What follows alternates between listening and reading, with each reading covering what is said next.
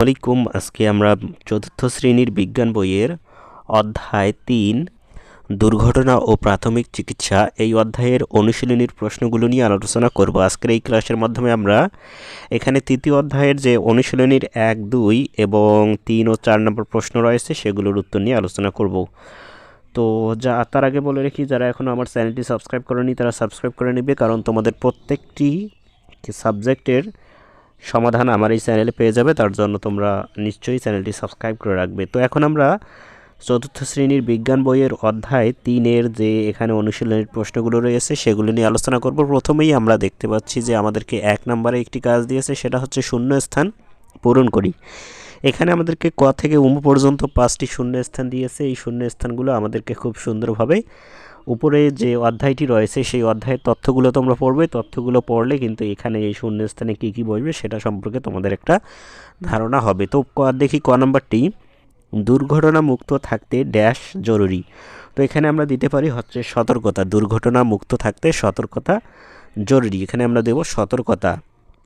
এরপর খ নম্বরে দেখো, ড্যাশ না জানলে পানিতে নামবো না। তো এটা কিন্তু খুব স্বাভাবিকভাবেই আমরা অনুমান করতে পারতেছি যে এখানে আমরা দেব সাঁতার না জানলে আমরা পানিতে নামবো না। এরপর গ নম্বরে আমরা যেটা দিতে পারি, ড্যাশ নিয়ে খেলা বিপজ্জনক। তো এটাকে আমরা দিতে পারি আগুন। আগুন নিয়ে খেলা বিপজ্জনক।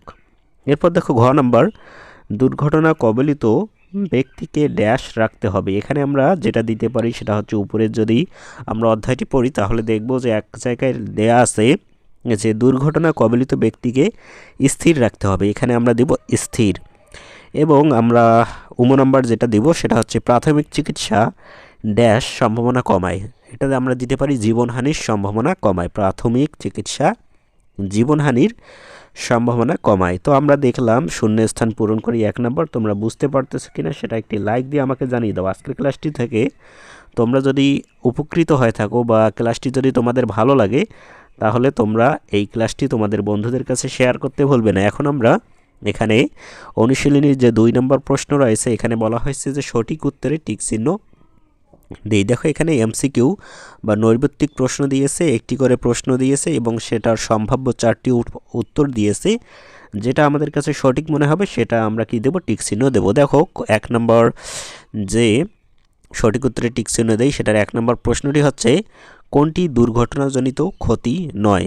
কোনটি দুর্ঘটনাজনিত ক্ষতি নয়, মানে এখানে দেখো কয়েকটি ক্ষতি দিয়েছে বা কয়েকটি রোগ এরকম দিয়েছে। একটা হচ্ছে রক্তপাত, বদহজম, অঙ্গহানি, মৃত্যু ঝুঁকি। তো এখানে আমাদেরকে দিয়েছে কোনটা দুর্ঘটনার কারণে কোনটি হয় না। দেখো রক্তপাত কিন্তু দুর্ঘটনার কারণে হতে পারে, অঙ্গহানি দুর্ঘটনার কারণে হতে পারে, মৃত্যু ঝুঁকিও দুর্ঘটনার কারণে হতে পারে, কিন্তু বদহজমটা এটা কিন্তু দুর্ঘটনার কোনো বিষয় নয়। বদহজমটা দুর্ঘটনার কোনো বিষয় নেই। এখানে আমরা দেব কি, বদহজম। একের উত্তর কি, খ, বদহজম। এরপর দেখো ২ নম্বর, কোন ক্ষেত্রে বিশেষজ্ঞ চিকিৎসকের পরামর্শ নেওয়া প্রয়োজন? এখানে অপশন দিয়েছে বৃষ্টি ভিজে সর্দি হলে, খাবার বদহজম হলে, খেলার সময় সামান্য আঘাত পেলে, এবং ঘ নম্বরে দিয়েছে বুকে ব্যথার সাথে ঘাম হওয়া। তো এখানে আমরা দিতে পারি বুকে ব্যথার সাথে ঘাম হওয়া। এই লক্ষণটি যদি আমাদের প্রকাশ পায় তাহলে আমরা কি সাথে সাথে চিকিৎসকের পরামর্শ নিব, কারণ এটি একটি জটিল রোগ বা হৃদরোগের একটি লক্ষণ। এরপর দেখো ফানুস নিয়ে অসাবধানে খেললে কোন ধরনের দুর্ঘটনা ঘটার সম্ভাবনা থাকে? এখানে দিয়েছে আগুনজনিত, আঘাতজনিত, বিষক্রিয়াজনিত নাকি রক্তপাত ঘটিত। এখানে আমরা ৩-এর উত্তরটা আমরা দিতে পারি সেটা হচ্ছে আগুনজনিত। ৩-এর ক নাম্বারটাকে আমরা উত্তর হিসেবে দিতে পারি। তো এটাই হচ্ছে মূলত তোমাদের যে ২ নম্বর যে প্রশ্নটি ছিল সেটার উত্তর। সঠিক উত্তরের পাশে টিক চিহ্ন দেই। এখন আমরা এখানে ৩ ও ৪ নম্বর যে আমাদেরকে প্রশ্ন দিয়েছে, একটা হচ্ছে সংক্ষিপ্ত প্রশ্ন এবং একটা হচ্ছে বর্ণনামূলক প্রশ্ন। এই প্রশ্নগুলোর উত্তর নিয়ে এখন আমরা আলোচনা করব। তার আগে সংক্ষিপ্ত উত্তর প্রশ্নগুলো দেখে নেই। ক নম্বর বলেছে কয়েকটি দুর্ঘটনার নাম লিখি। খ নম্বর বলেছে কেউ বিদ্যুৎ স্পৃষ্ট হলে কী করতে হয়।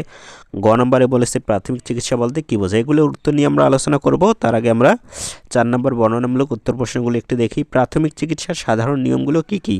পানিতে ডোবা ব্যক্তিকে কীভাবে প্রাথমিক চিকিৎসা দিতে হয়। এবং গ নম্বরে আমাদের যেটার উত্তর করতে হবে সেটা হচ্ছে দুর্ঘটনামুক্ত থাকতে কী কী সতর্কতা অবলম্বন করতে হবে। তো প্রথমেই আমরা ৩ নম্বর সংক্ষিপ্ত উত্তর প্রশ্নগুলো দেখব এবং তারপর ৪ নম্বর যে বর্ণনামূলক উত্তর প্রশ্ন সেগুলোর উত্তর নিয়ে আলোচনা করব। তো ৩ নম্বরের ক নম্বর যে প্রশ্নটি সেটা ছিল, কয়েকটি দুর্ঘটনার নাম লিখি। তো আমরা কয়েকটি দুর্ঘটনার নাম লিখতে পারি। সাধারণ কিছু দুর্ঘটনার নাম হলো গাছ থেকে পড়ে যাওয়া, পানিতে ডোবা, সাপে কাটা, আগুনে পুড়ে যাওয়া, সড়ক দুর্ঘটনা এবং বিদ্যুৎ স্পৃষ্ট হওয়া। তো এগুলো হচ্ছে কয়েকটি সাধারণ দুর্ঘটনার নাম। আর এগুলো কিন্তু তোমরা তোমাদের ওই অধ্যায়ের ভিতরেই রয়েছে, এগুলো তোমরা অধ্যায়টি পড়লে খুব সুন্দরভাবে এই বিষয়গুলো তোমরা তখন বুঝতে পারবে।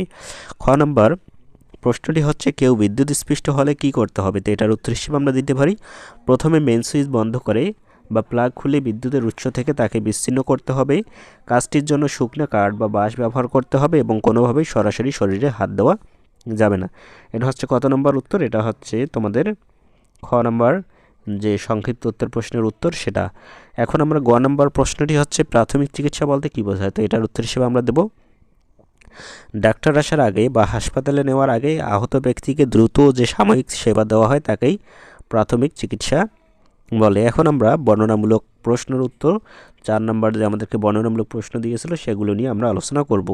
তো প্রাথমিক চিকিৎসার সাধারণ নিয়মগুলো কী কী? তো আমরা প্রাথমিক চিকিৎসার 4টি সাধারণ নিয়ম দেব, সেটা হচ্ছে, এছাড়াও আমরা আরও বেশি দিতে পারি, 5টি 6টি, আরও অনেকগুলো নিয়ম আছে তোমাদের এই অধ্যায়ে, সেগুলো তোমরা দিতে পারো। 1 নম্বর কী দিবে দেখো, বড়দের বা জরুরি সেবার সাহায্য চাওয়া। 2 নম্বর আহত ব্যক্তিকে সাহায্য করার আগে নিজের নিরাপত্তা নিশ্চিত করা। 3 নম্বর আহত ব্যক্তিকে নড়াচড়া না করে স্থির রাখা এবং 4 নম্বরে কি সাহস দিয়ে ব্যক্তিকে শান্ত রাখা। এগুলো আমরা প্রাথমিকভাবে চিকিৎসা নিতে পারি। এছাড়াও বিভিন্ন রোগের বিভিন্ন দুর্ঘটনার প্রাথমিক চিকিৎসা কিন্তু বিভিন্ন রকমের। খ নম্বর পানিতে ডোবা ব্যক্তিকে কিভাবে প্রাথমিক চিকিৎসা দিতে হয়? তো এটার উত্তর হিসেবে আমরা দেব রোগীকে পানি থেকে তোলার পর নিচের ধাপগুলো অনুসরণ করতে হবে। 1 নম্বর কী দেব, রোগীকে চিৎ করে শুয়ে পেটে চাপ দিয়ে গিলে ফেলা পানি বের করে দিতে হবে। 2 নম্বর আমরা দেব রোগীর থুতনি উঁচু করে শ্বাসনালী পরিষ্কার করতে হবে।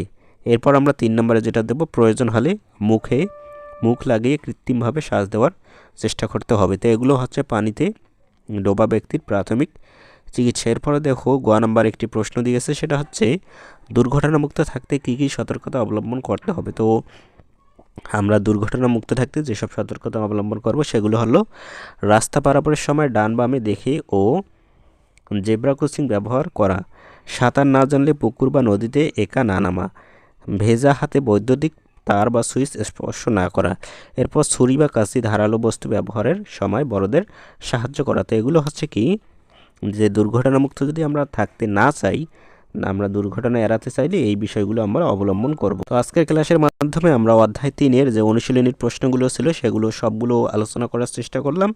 তোমরা বুঝতে পেরেছো কিনা সেটা একটু লাইক দিয়ে আমাকে জানিয়ে দাও। আমাদের Facebook group study help zone রয়েছে, সেখানে তোমরা জয়েন হতে পারো।